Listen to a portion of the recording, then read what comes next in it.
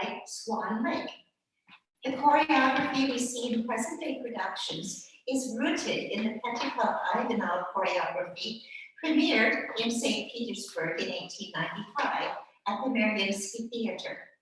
There had been earlier versions of the ballet, which in themselves make an interesting story, but we won't go through it here today. The choreography you see today was taught to me by Lara Obiadena, who graduated from the Mariinsky School in 1924. She was one of a group of students who were in Vaganova's first class and upon whom Vaganova worked out her principles of classical ballet. In 1924, Lara escaped Russia and danced with the Diaghilev Company until Diaghilev's death in 1929.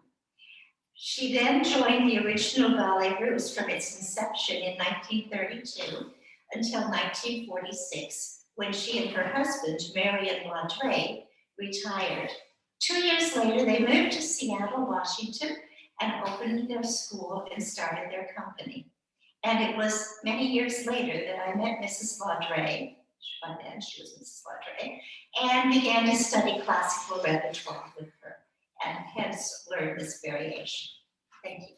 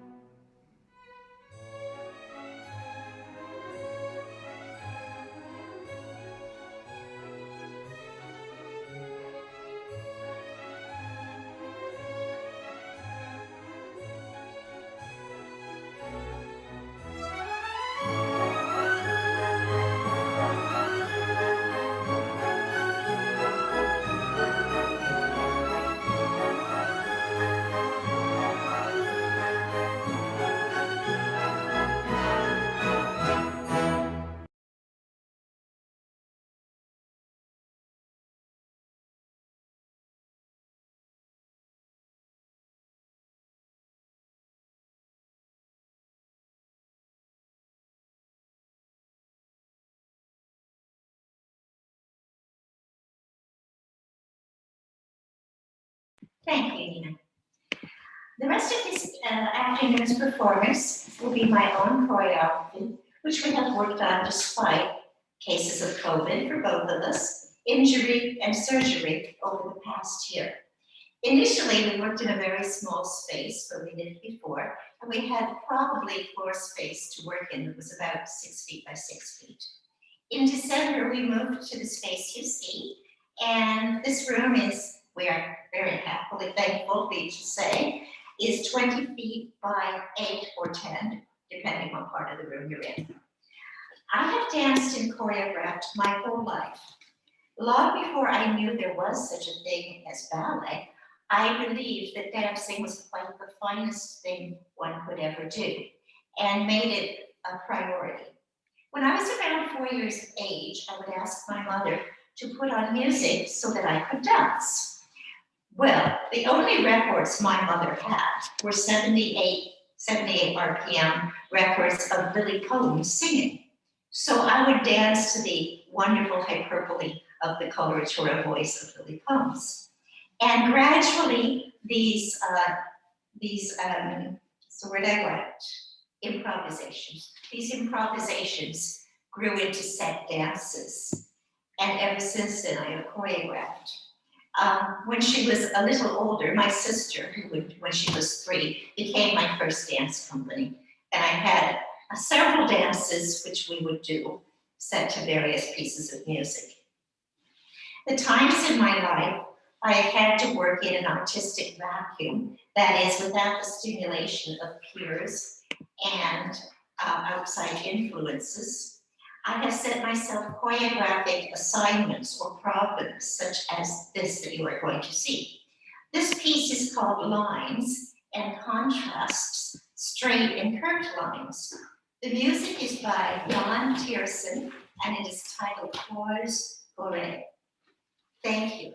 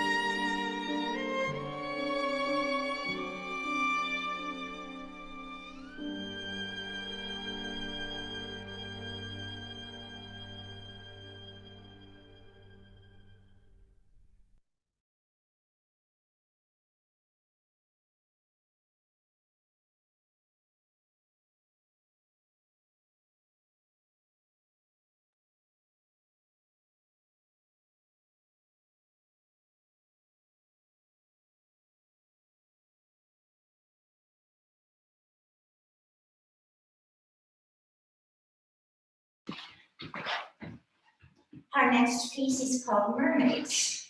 Mermaids, water nymphs, siren, and other water-related half-human, half-sea creatures hold a continual fascination for people in the arts and literature. The most well-known, of course, being the story of the Little Mermaid. Well, I have always loved being by the ocean or being in the ocean. And my sister and I, when we were growing up, often found ourselves spending hours in a lake or whatever on family vacations. And so, there were many experiments that took place in terms of what kind of movement can you do in the water. So I decided I would do this dance. And in my mind, the mermaid is coming out to play. She's investigating the bottom of the sea. She's taking shells out of her hair. I experimented with all the time having the undulatory aspects of when you're standing in water. And came up with this piece. The music is by the Finnish composer Erkki Melartin to Dance of the Nymphs from the ballet The Blue Pearl, composed in 1920. It was very hard to find music, I discovered, that would work for this. And I spent quite a few hours on Google and just by chance came up with this. And it's really fascinating music, and he's a fascinating composer. So I think we are all set. Here comes the mermaid.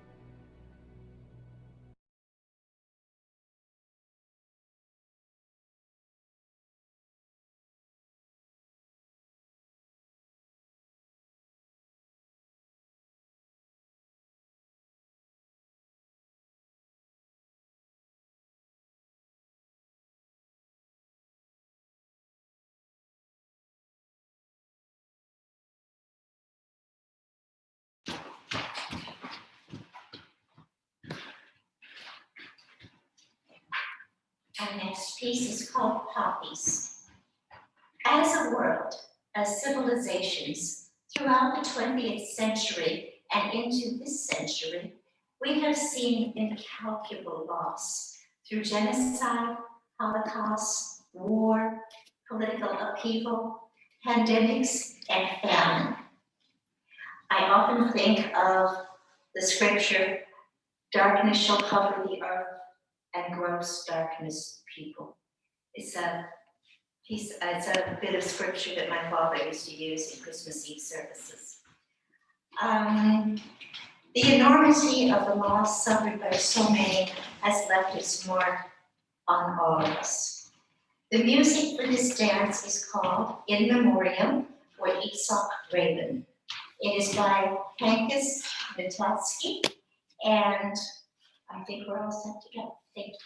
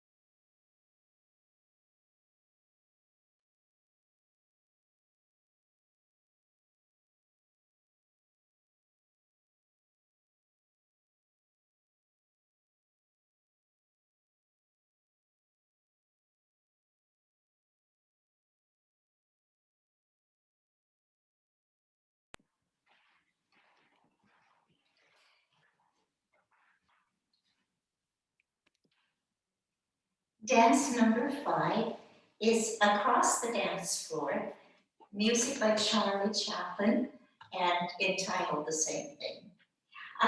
Most people think of Charlie Chaplin as the penguin walking comedian with the mustache. But he was so much more than that. He was a fascinating person and a great talent. He grew up in absolute poverty, the son of some vaudeville performers, father unknown, and mother very ill by the time he was 5. And he and his brother at age 9 were put into workhouses in London, which is what happened to children in that time when there was no parent at all that could be responsible for the child. After he became 16, Charlie Chaplin went into vaudeville himself and also fell in love with the cello. He wanted to play the cello.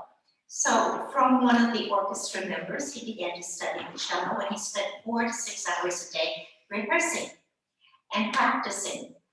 It turned out he was left-handed, so he had to have a left-handed cello constructed so he could learn to play all the same. And at some point in time, he came to America, and that is when he began to work in the silent movies and develop the character of Charlie Chaplin. He also, at that time, used some of his own compositions as background for these movies, which was the first time music was used as a descriptive vehicle for the plot.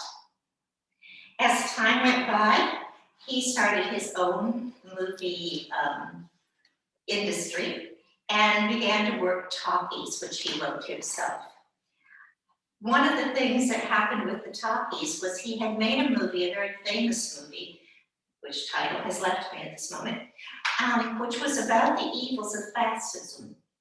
And strangely, this did not go well with our government.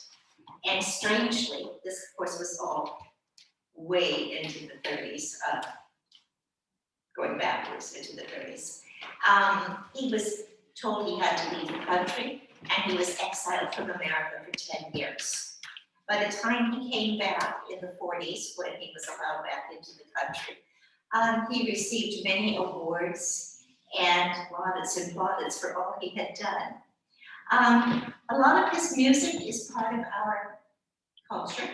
One of the ones that we're all most familiar with is the melody that is the song Smile. In this particular piece, Across the Dance Floor, I envision a young debutante, the year probably being about 1920, and she is totally in love with the romance and beauty that she sees all around her. And she goes across the dance floor, partnered and led by her own imagination and enchantment.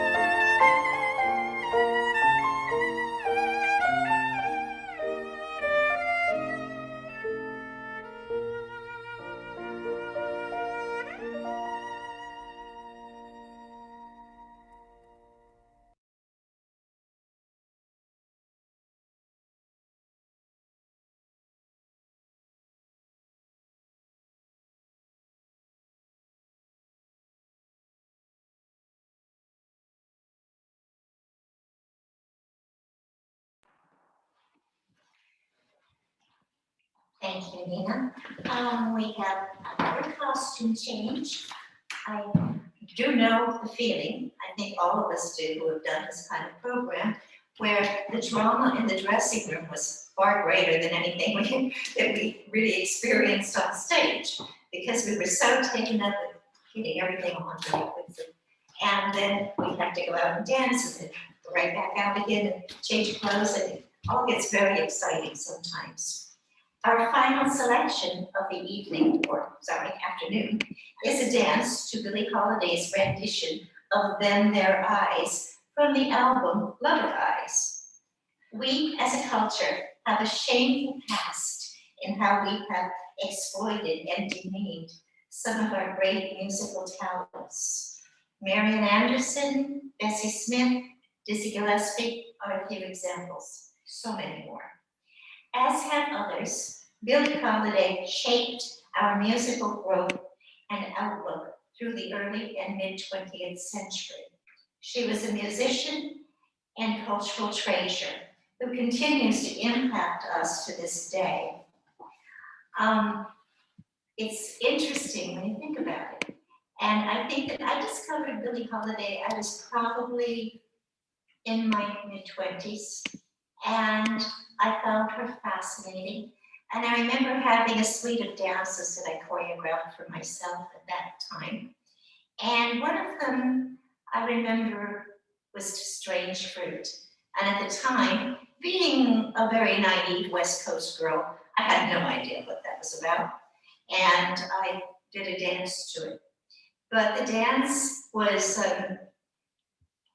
visually interesting, because I had this great big plastic tarp, the thick kind, that I had suspended from above.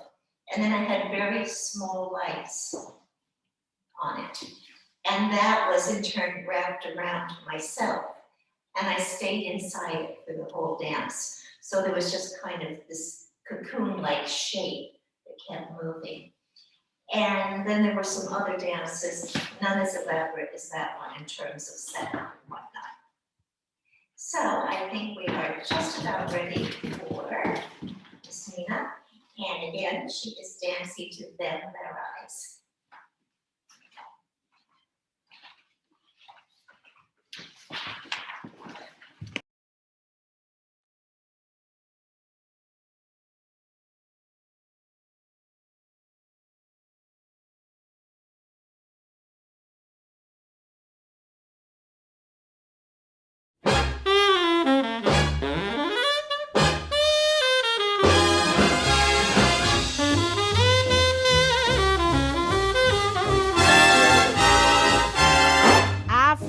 With you the first time I looked into them their eyes, and you have a certain little cute way of flirting with them their eyes.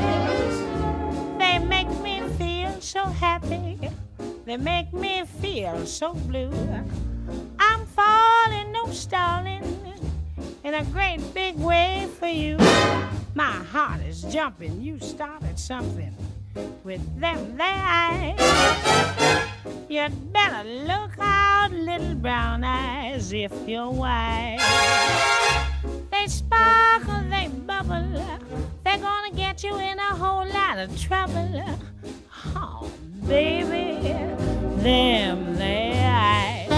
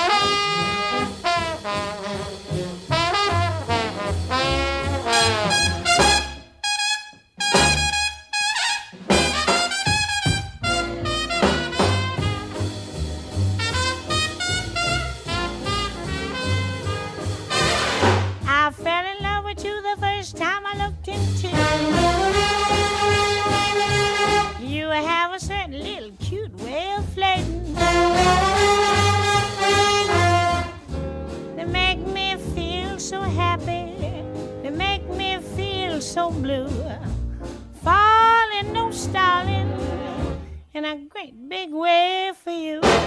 My heart is jumping, you started something with them there eyes. You'd better look out, little brown eyes, if you're wise. Sparkle, bubble, get you in a whole lot of trouble. I'm looking for the boy with the wistful eyes. I fell in love with them there eyes.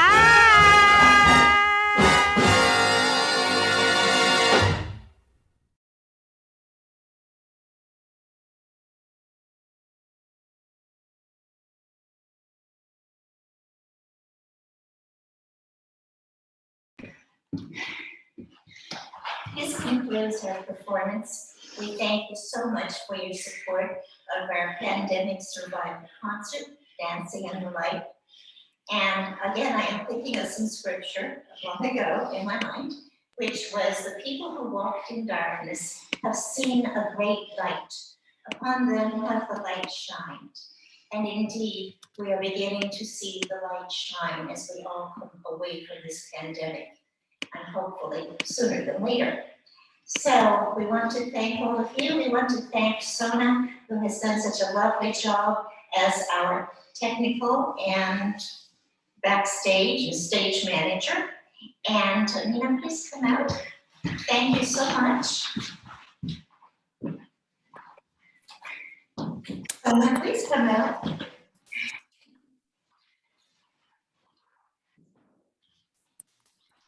Thank you.